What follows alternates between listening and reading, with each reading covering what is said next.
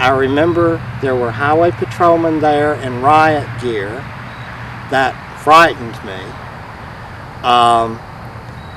I remember you had to go into the woods and you couldn't see the group, so I really didn't know what I was walking into, but I knew I had to do it and I wanted to do it. So I really didn't know what to expect. When I got there, the group was standing around sort of in a circle, preventing the drilling from taking place. In a very orderly manner, we were escorted off the property by twos and threes if we refused to leave. We were given an opportunity to leave, and one by one we refused to go. The only thing I saw was a little elderly woman hitting a policeman with a pine branch because he wouldn't arrest her. And she told him he was going to arrest her and started hitting him with the branch, and he said, "All right, get on the bus." But she wanted to go with the group. The morning that we went out, we all knew that there was a possibility there might be some arrests made that day, so we had to make a decision in our mind how far we would go. We needed a lot of head count that day. We needed bodies there to show support of what we were doing. And I called a couple of my neighbors that were retired and had no idea they'd get involved, and I told them what was going to happen or probably would happen, and that they didn't have to get arrested. They could, just go as far as they wanted. They both said, "What time are you going to pick me up?" The drill truck did come in as we suspected. We walked down through the woods. Actually, part of the time I was scared to death. I didn't know what was going to take place. It was all new. Every day it was a new situation, and you didn't know what was going to take place. So we went down in that with, I don't know how many of us it was. They were getting ready to drill, and we all locked arms, made a circle, and they couldn't put the drill down. They called the local police in. They had called the county sheriff, the sheriff's office, and they had to bring officers in, and the local people from Butner were there, the police. In fact, one of the police officers was one of my neighbors, and he came up to me. He said, "Judy," he said, "do you understand what you're doing, and do you want to leave now?" And I said, "I understand what I'm doing, and no, I don't want to leave. I feel like what I'm doing is right." And he said to me, under his breath, "Well, now I'm going to have to arrest you." He says, "I don't want to, but I also want you to know that I appreciate what you're doing and I support what you're doing."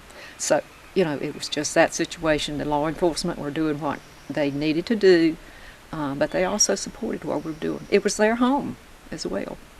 And it was sort of a scary situation. We all locked arms. They could not drill. We were singing, "This Land Is Our Land." We did patriotic songs. And then after the police made their arrest, we had to go with them out. They didn't handcuff us or anything, but they escorted us out of the woods to the paddy wagon. And we all had to get in the vans that they had provided that took us to Oxford to the, I guess it wasn't the courthouse, but anyway, one of the local sheriff's office, and we had to stay in there till they processed all the papers, and they did a little thing on all of us, and then they let us all go. And there were people from Butner out there to transport us home. And I might add, too, that one of our local professionals in Butner called the governor's office while we were over there, because his wife was also involved in this, and he called the governor's office and told them that there had better not be any harm done to any one person during this protest, which I thought was great. Although I knew what was going to happen when we went in, and everybody did. Everybody were prepared to do that. But it was dramatic for some people. I mean, there were people who were crying. I mean, there were people that were upset. And that, I think, stood out as much as anything to me. I was day number 3, the last day. And it was exciting. We were willing to put ourselves right down in front of the digging equipment if it was necessary. In some ways, it was an adventure. In other ways, it was a way to say, this is what I believe, this is what I'll do.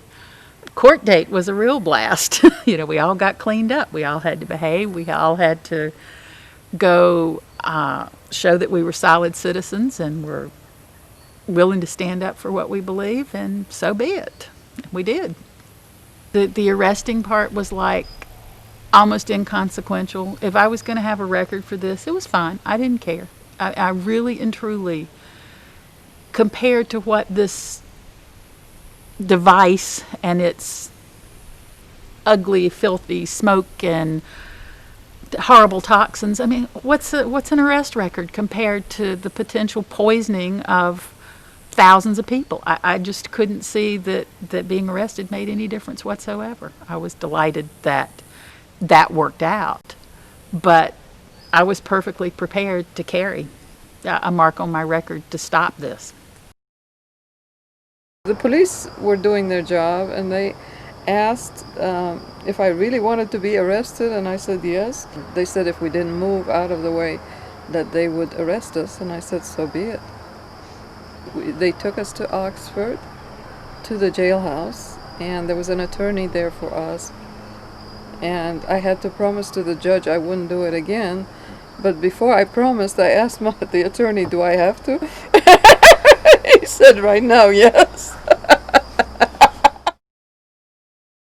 Got a call from the telephone tree saying, we have information that the drilling rig is coming to town today. So I and another person had our location, and we arrived there, which mine was at the old Mead plant there on 56.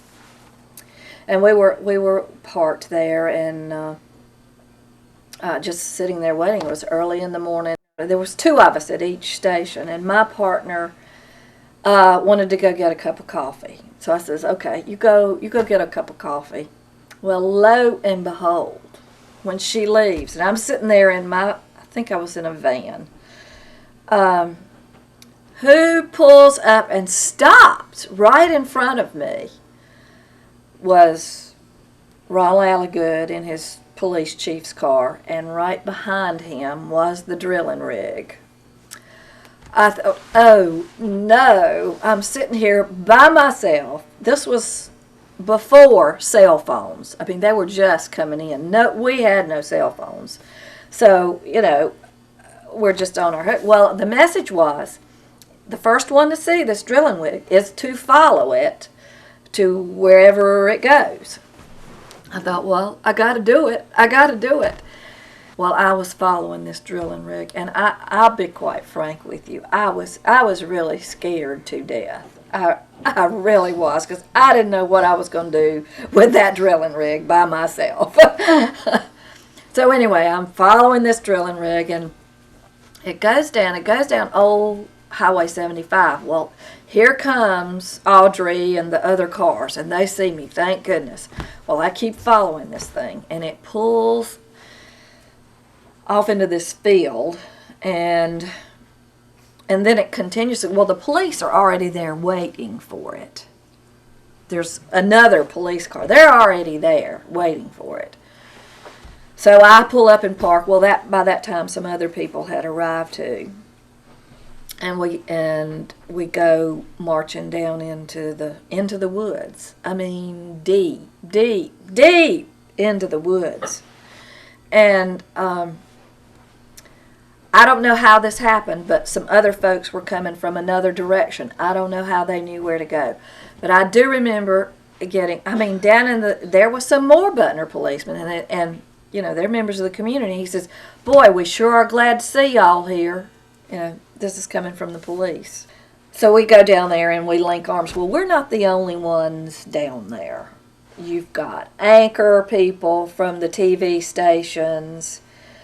I don't recall any helicopters overhead that day. I don't recall the helicopters. That was the first day. But we've got TV anchor women down there in their high heels and hose, interviewing us. Well, the drilling rig stops, and there's Ron Alligood and a couple more policemen, and we're all around, and we link arms, and we start singing "We Shall Not Be Moved," and and I was linked arms with Molly's husband, the guy from Florida. I can't remember their last name. And a Butner policeman walks up to him and says, "I'm going to ask you to move back." And he says no. So he says, "I'm going to arrest you for." And so he did, and I'm thinking, oh my goodness, this is really happening. This is really happening. And so then he walks up to me, and he says, "I'm going to ask you to move back." And I said, I'm not moving. And he says, I'm placing you under arrest. And he leads me off. And they keep doing that for all those people. Well, they've got other policemen that are leading us that have been arrested over to a pickup truck. And I'm not sure where this pickup truck came from, but they load all of us that they can get on this pickup truck to carry us out of the woods.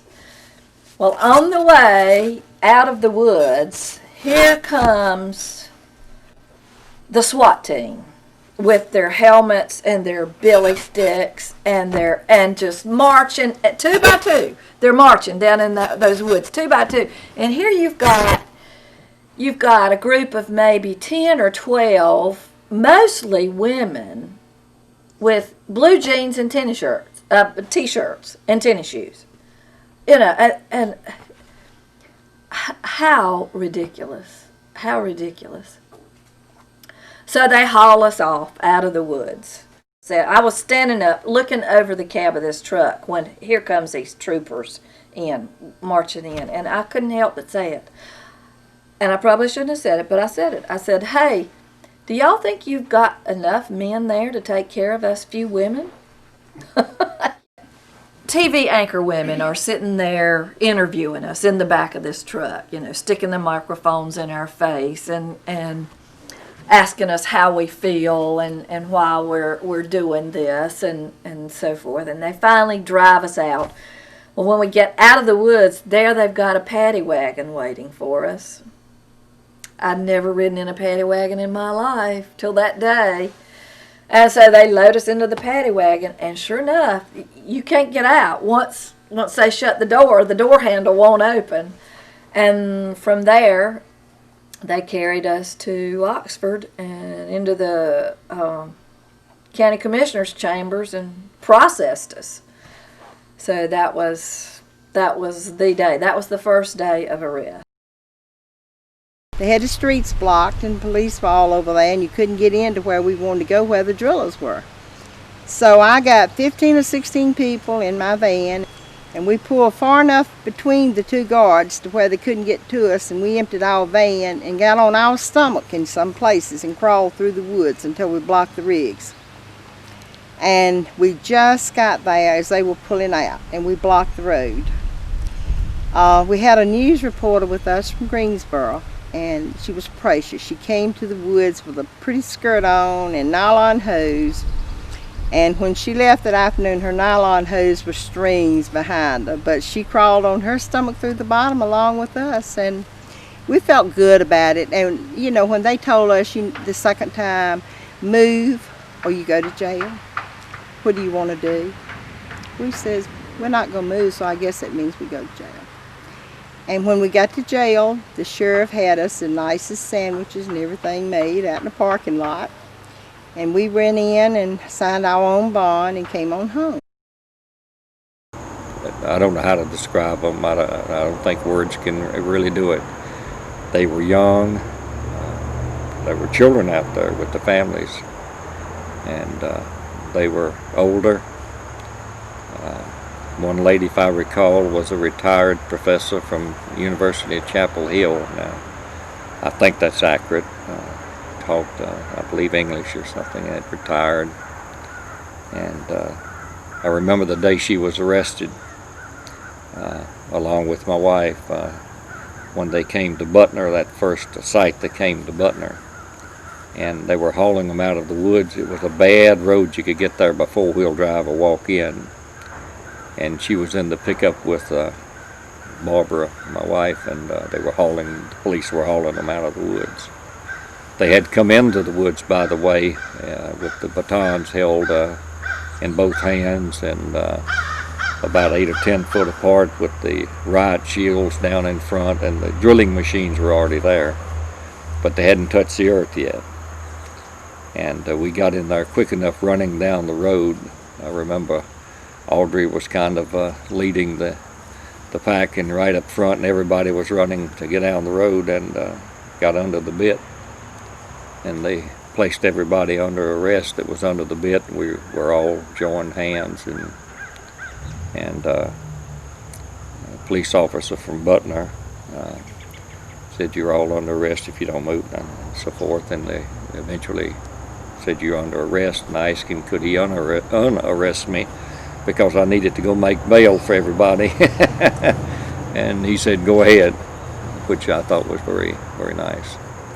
And so I came back down the path and come out and made one phone call, and to a lady uptown that run a business, and she made a call, and by the time I got to Oxford, about 10 minutes later, a gentleman was there, somebody riding with him, and they had several $1,000s, I understand, 75 in the back of the car, to bail out the folks if it needed to be, but they let them go on their own recognizance.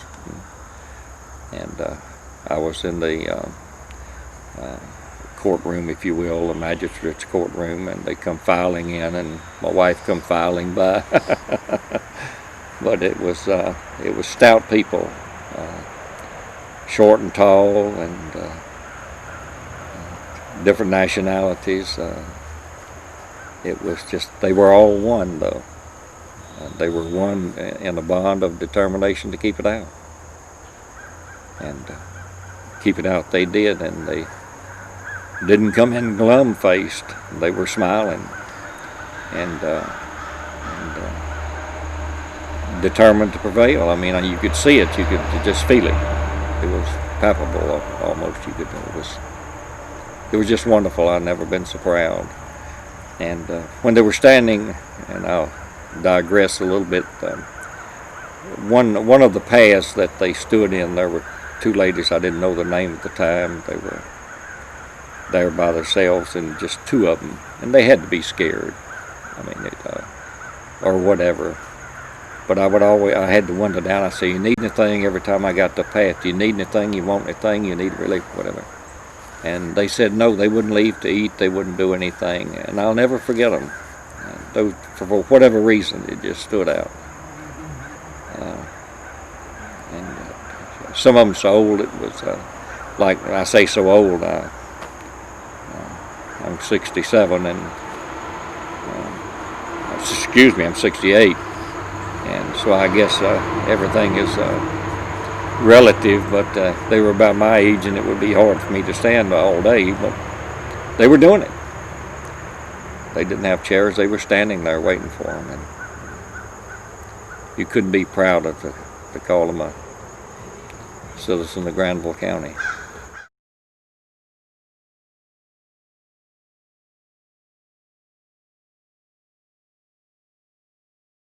The Butner Creedmoor News, they were instrumental in this happening. We had a hard time with Harry. He had to put a paper out, but he wanted to be on the line. I felt so sorry for him. I didn't know what to do. He'd stay up all night getting the paper out and be there in the day, and Bibi, his wife, the same way. If they could have and got somebody else to run the paper, they would have done it and been on the line the whole time. Harry was right there 100% the whole way. And his paper won an award for a paper for the size town in which he publishes for a weekly and so forth and so on. And he could invite one couple to go with him to the award ceremony, which was a necktie thing. Now, for people that don't know Harry and neckties don't go together well. Harry don't like neckties, he's like me. But he was dressed to a T that night. He said he had his funeral suit on, and he went over, and Barbara and I went with him, and he and Bibi, and to the award ceremony in a building, I don't know which one it is, at the University at Chapel Hill, and the governor, Governor Martin, was making the presentations that night, and one would come by, and another one would come by, and another one would come by, and Harry gave me his little camera.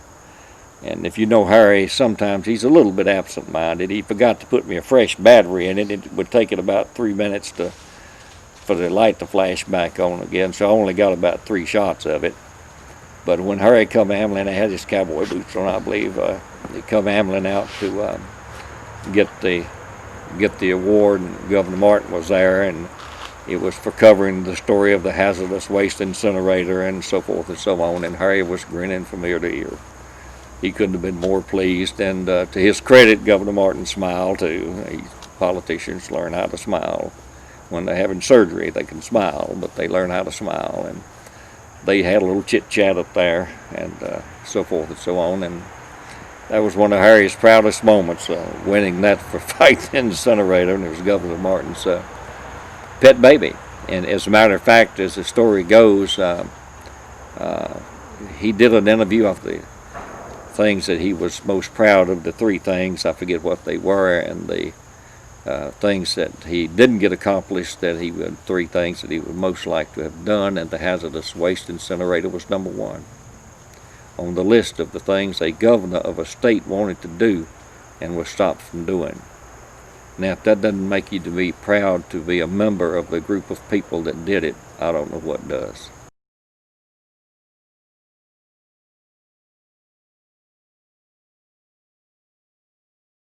Harold Jenkins, I think a lot of the success of the incinerator fight was because of the leadership of Harold Jenkins. He was the right person at the right time.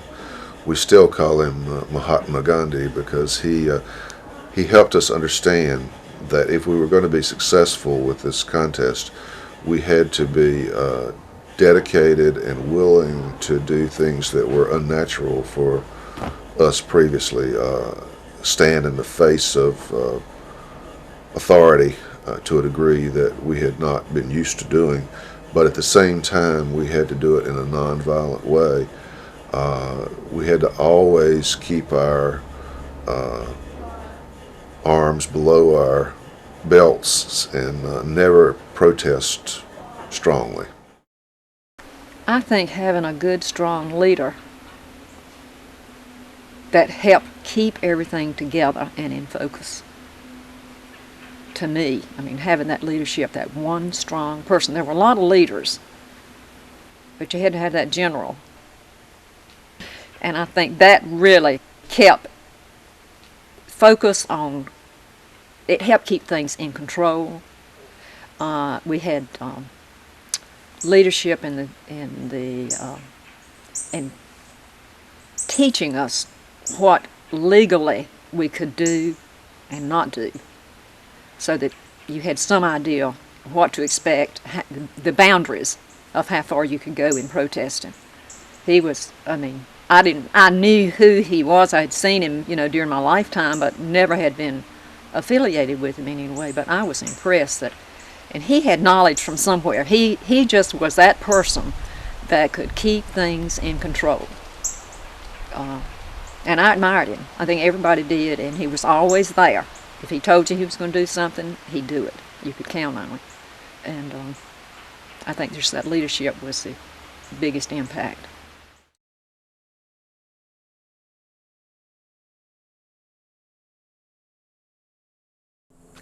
I guess if I had to narrow it down, I'd have to say people rallying together and working together for something, working together for our survival, which is what we saw it as. And working together for the future generations that would come after us, and for the children that people had. I myself don't have children, but I have animals, and there's not a day, I don't think, that goes by when I don't walk out here and look up and think, God, what would it look like if that incinerator had come here? And what would life be like? What would the quality of life? And I'm just, and I watch the seasons change, and I watch the leaves every year go away and come back, and it's so beautiful. And I'm just always so grateful, that it didn't. but I'm also sad for the places where it is. And it's I guess just that people cared enough to come together and believe that we can win. One other thing I think that really contributed to it was that we had a visible presence. And I think that happened when we created our Nat t-shirts, because we didn't even have to say a word. When we'd show up in Nat t-shirts, it was like we had respect. They stepped back, and even after it didn't come here and it went to other counties, we could show up, and we did. I remember one particular day, there were only 5 of us, but we had our Nat t-shirts on in Northampton County, and it was like, okay, we don't want to deal with them. And we because of our belief and our commitment, and because we were visible, and I think that was a lot of it. We were visible. We had the shirts, we had the theatrics, we had whatever it took, to make a splash in the media, which was not our objective, but that's what it took, to let them know that we were there. And they knew that we were there, and that they could see us. And there may not have been that many of us that were actually part of the Granville Nonviolence Action Team, but they didn't know that. We represented so many thousands of people that couldn't put the shirt on, people that couldn't be visible because they had jobs that wouldn't allow that, but they knew that we were out there. And I think that maybe that and rallying together would probably be the single thing that led to our victory.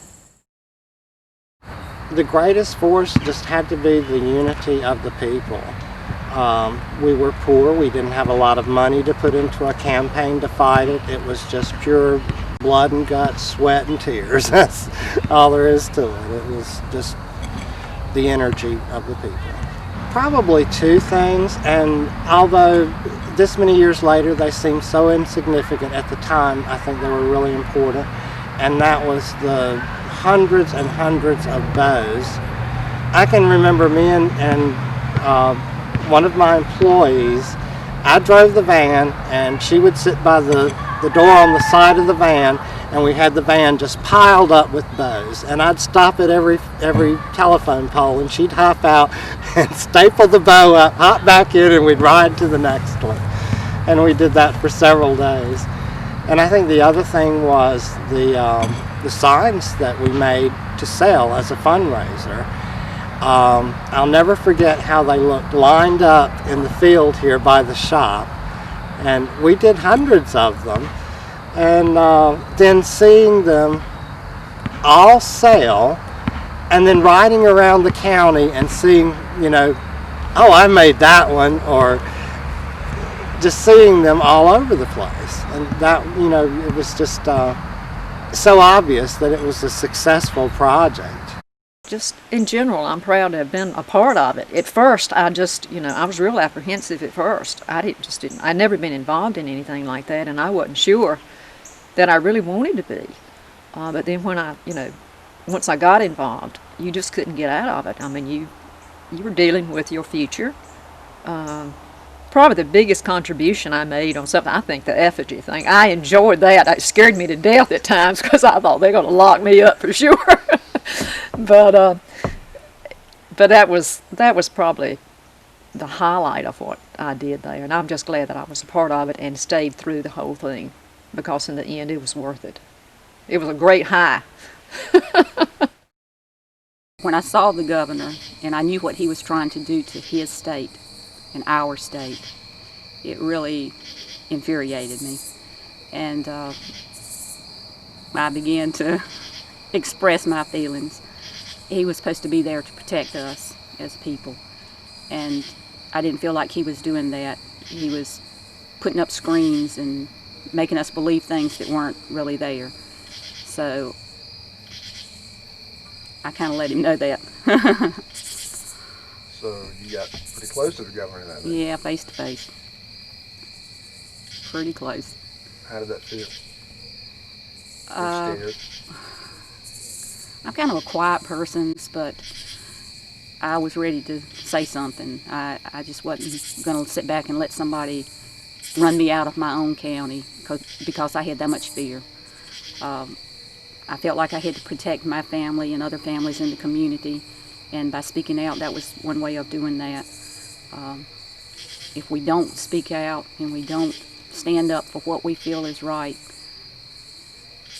we lose what we've worked for all of our lives. I had worked hard to raise my family in a home that was about paid for, and I felt like they were running me out of that because I wasn't going to stay in a place where I couldn't feel safe.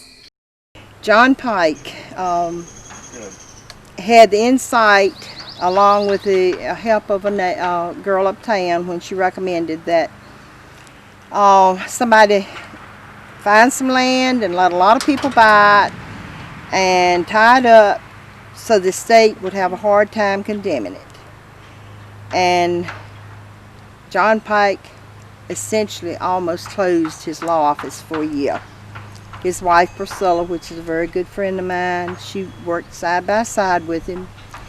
And he went up north with Steve Royster, or one of the Roysters' help, the lawyer that was looking after some land called Jones land now. And he set it up, and we sold shares and paid for the land. And today it's well on the way to becoming an environmental park in this county. The long and short of it is it worked. It's probably the only thing that did. They would have, as the site review committee person, we threw out literally hundreds of viable reasons not to site it there, and they ignored every one of them. They found reasons to avoid it. Even if it didn't meet the statutory requirements, they said, well, we'll change the statute or we'll change the rules and to suit ourselves. But again, when we did that, we bought the land. Priscilla and I borrowed $70,000 from Adams Tobacco Company, who were heroes, because they loaned it to me on my personal guarantee. They were going to end up with nothing but a deed to a piece of land that would have thousands of signatures on it. So they took a great risk too, and because they didn't want their tobacco contaminated. So they were an unusual hero in this, although their interests were the same as the regular citizenry.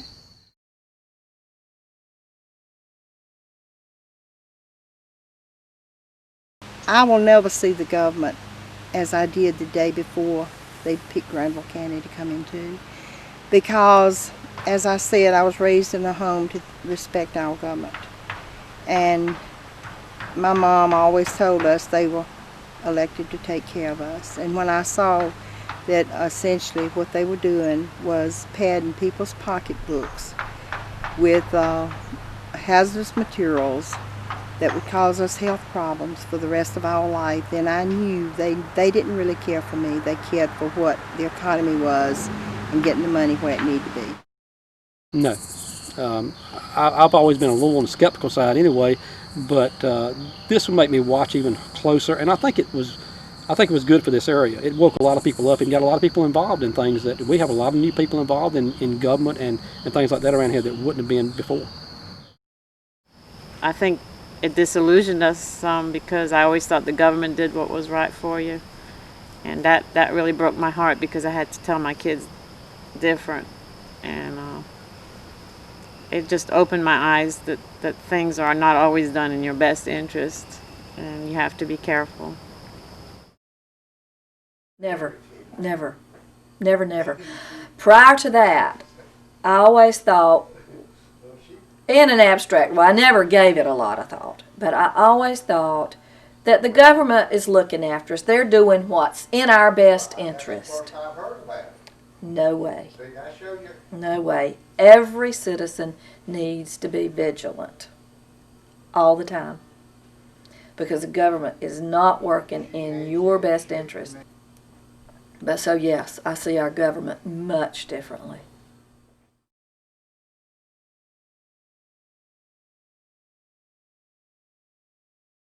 Probably as good as I felt the day I graduated from college. It was, like it's over, we can relax a little bit now. it was definitely a celebration. And plus, too, it was a feeling that you had done something that eventually I think people would see made your state a better place. It would have been a grave mistake.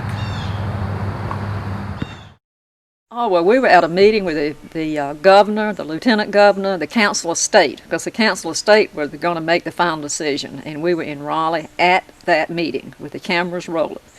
And we knew how it was going to go, because the council of state members, we had talked to all of them, and unless they were lying to us, they had told us that we were going to win the situation. They were not going to vote to have the incinerator put out there. And Jim Graham definitely wasn't going to give that state land that was set aside for agriculture to the governor to use for a hazardous waste incinerator. So it was a great high that day at that meeting. I'll never forget that. And when they made the decision, when the governor's face just faded away and the crowd was in a roar, it was very exciting. It was a great day. Well, we were pretty burned out by the time we got down to winning. But it was good. We had fought it so long, it was almost hard to be excited about it. We were really fatigued fighting it, but it was a good feeling. But I felt like we didn't win until they tried to locate it in another county. And we went to Northampton. Some of the people felt that it was such a depressed area that it would probably end up being located there, but I thought that it wouldn't be. I believe that we had set the tone for the entire state. So when they abandoned Northampton, that's when I felt like we really had won the cause. We had beat. It was really terrific, but a member of our group had moved to the eastern part of the state, and about the time we heard we won the fight, she called up and said, "Sarah, it's coming here, help." And I made several trips down to the eastern part of the state, and I was not nearly as involved, but I certainly didn't stop the fight until it was totally finished. Council of State meeting, we were there, and it was the best feeling in my life. It was so great. We just called everybody and celebrated that night. It was just unreal. I can't describe the feeling. Oh, there is no high on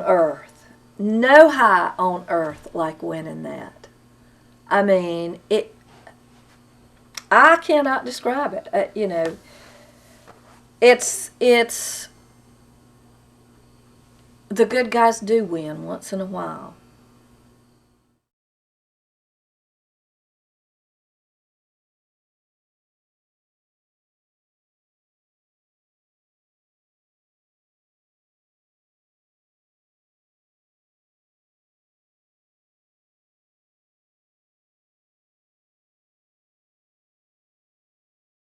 One of the great heroes in this whole event, and by the grace of God, he happened to be the chairman of the county commission. Your next speaker is Mike Warren, and I'd like to introduce him to you.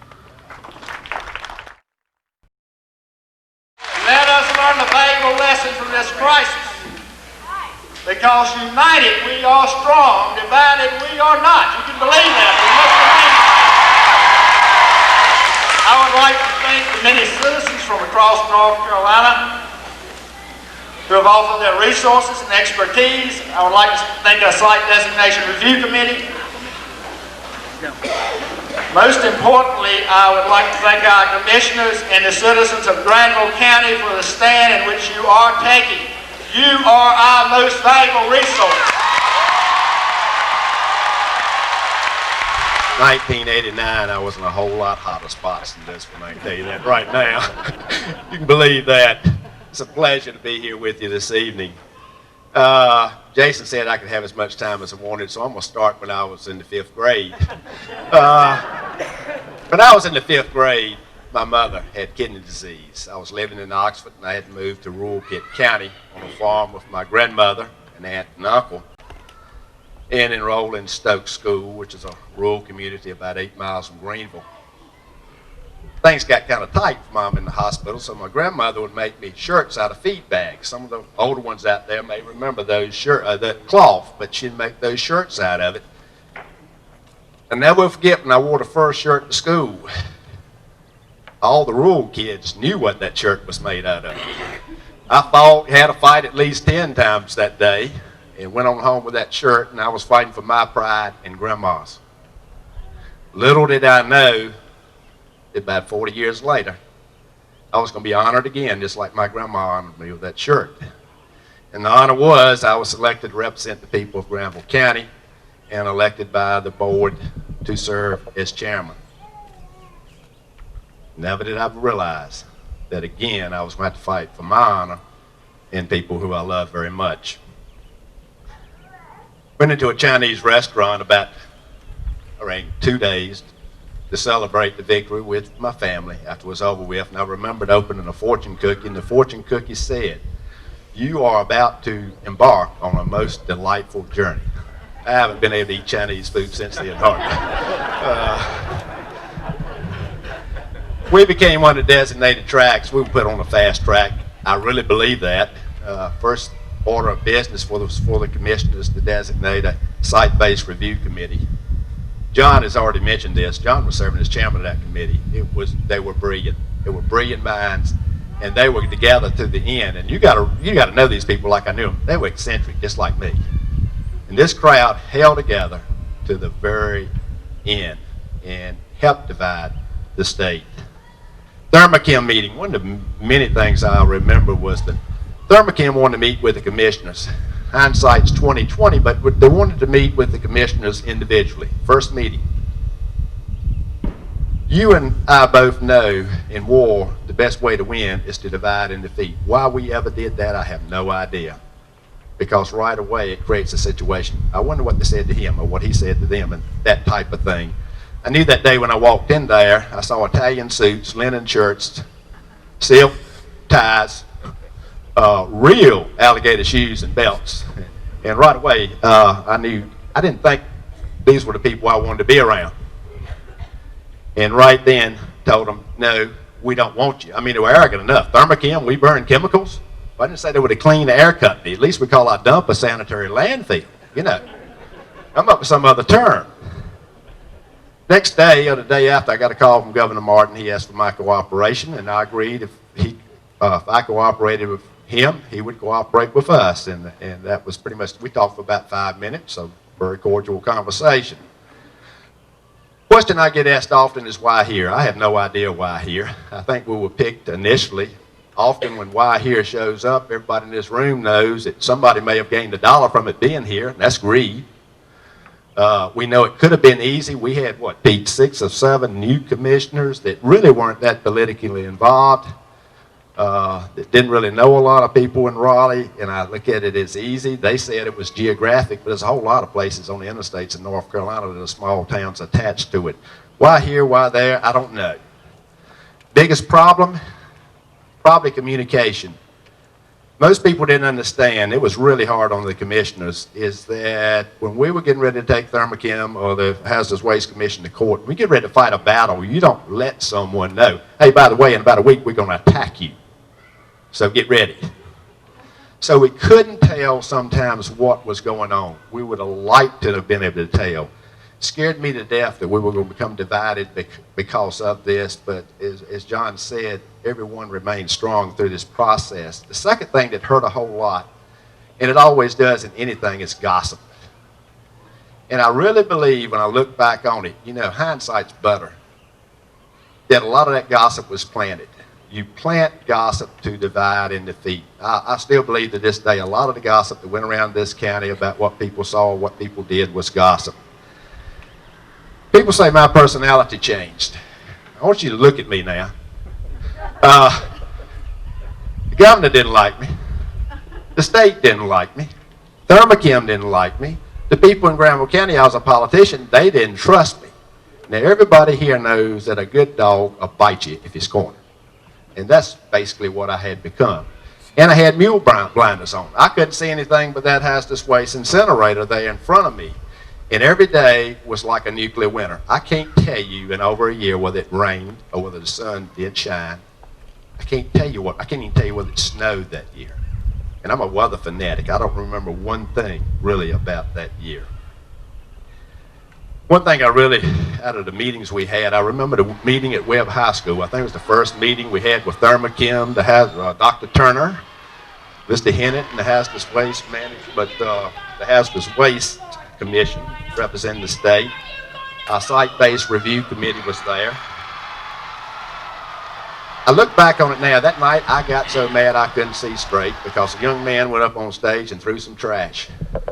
A teenager. And somebody said, "Do you think that's going to divide us?" Now look back on it now, and if that would divide us because of a hazardous waste incinerator, you didn't want to be in the fight anyway. And the next thing, if you listen to the conversation that night, they treated us like a bunch of fools, basically. Everyone knows that when you go to a restaurant and you're sitting here and the table next to you is non-smoking, it doesn't mean that smoke won't hurt you, does it? Or if you go to the swimming pool and they say you can pee on the left-hand side and swim on the right, everything will be all right. Well, folks, that was that logic. I should have taken the trash out of the young man's hand, saved the steps, and thrown it up on the stage myself. Key players, always a question. Site-based review committee, they were persistent to the end, along the way, all the way. John Pike, his genius is already known about. Michael Kroll and Bill Hopper, Michael and Bill are both very low profile people. Folks, they were going to run this thing on a fast track, and these guys hadn't slowed that thing down. It probably may be sitting here right now. Things had to happen very quickly, and I knew when we got to Butner, I figured we're going to beat them now. Harold Blizzard, he had pretty much run county government while we had things focused somewhere else. People who donated, organizers and participants in marches, rallies, protests in jail. And people said, "You mean you support people breaking the law?" Folks, I'm a believer in a little revolution every now and then. It's good. Martin Luther King, the civil rights situation, where would blacks be today if they hadn't had a revolution? We'd still be in Vietnam without a revolution. We'd still be controlled by the British without a revolution. Sometimes politicians, not all of them, when they hear you're honorable, you're esteemed, you're noble long enough, they start believing it. And then you have to do something to make them rethink the situation. I don't think there would be revolutions if you didn't have to do something to make them rethink a situation. Humor. Was there any humor during this time? One little thing I'll tell you, John, they won't think you're crazy, baby. When this thing started, one thing John and I realized right off the bat is my telephone at home started clicking. Little click, click, click. His telephone at home had little clicking sounds. My telephone at work had little clicking sounds. I'm not saying they tapped. His telephone at work had little clicking sounds. And we kind of pretended like our homes were bugged. So for entertainment, if John was down at my house, we'd holler obscenities up at the kitchen fan, pretending like Thermochem and the Hazardous Waste Management Commission were listening. You got to imagine the tension involved in something like this, and we had to break that tension, and that's kind of our way. Who made the difference? Everyone. Everyone made the difference. In the end, we divided. We divided the Hazardous Waste Management Commission. We divided our state government officials. I'd like to say thank you for everyone involved in creating this beautiful facility. When I pulled in here tonight, I felt like, I hadn't been here. This is the first time, guys, I felt like Dorothy on the yellow brick road. That's how beautiful it is. And as for you revolutionaries out there, you dance the dance. God bless each of you here tonight. Thank you.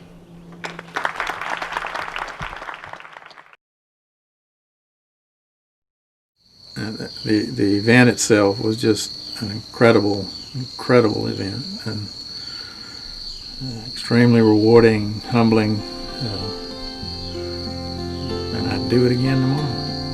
I sure would.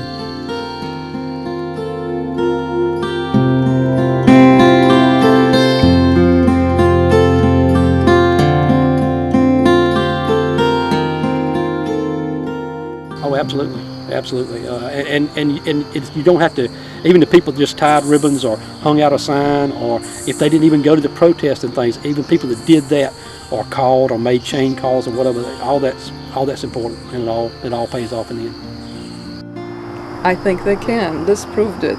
There was just a handful of us fighting, maybe 100 people, but we made the difference. When they picked Butner, they figured nobody was going to fight them, but they figured wrong. Definitely. That was the one thing I learned, as I said earlier, that even small people, we were small people, we were in a little small town, that they thought they could just come in and do what they wanted to, but people can make a difference. Definitely. That was the one lesson I learned. Oh, absolutely, people can make a difference, absolutely. Just something, you just go to the store and you buy something, or you go to the store and you buy something that's ecologically sound. Just that little piece, it builds and it builds and it builds and it builds, and eventually it becomes mainstream and everybody's doing it, and you've made a huge difference. And I think that's what people forget. They feel like, oh, well, why bother? You know, what I do doesn't make any difference, or why vote? It doesn't make any difference, but it does. Every little piece makes a difference. It's like every leaf on a tree is what makes that tree so beautiful, and we forget that as human beings, I think. And for me, it's really helped me. I'm at a time in my life, it's like, I don't have to be out there leading. I just want to be part of the team. I just want to do what I do and let it build and let it become something so incredible and spread over this earth. The humanitarianism, the social, economic, and environmental justice, I mean, they're all so interlocked.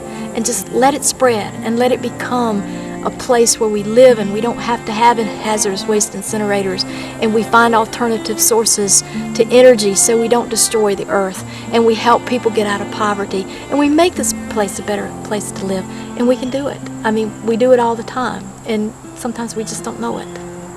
And we're not all fortunate enough to be involved in a fight like the incinerator fight, where you know, if there's nothing else you did on this earth while you spent your time here, you know you made a difference.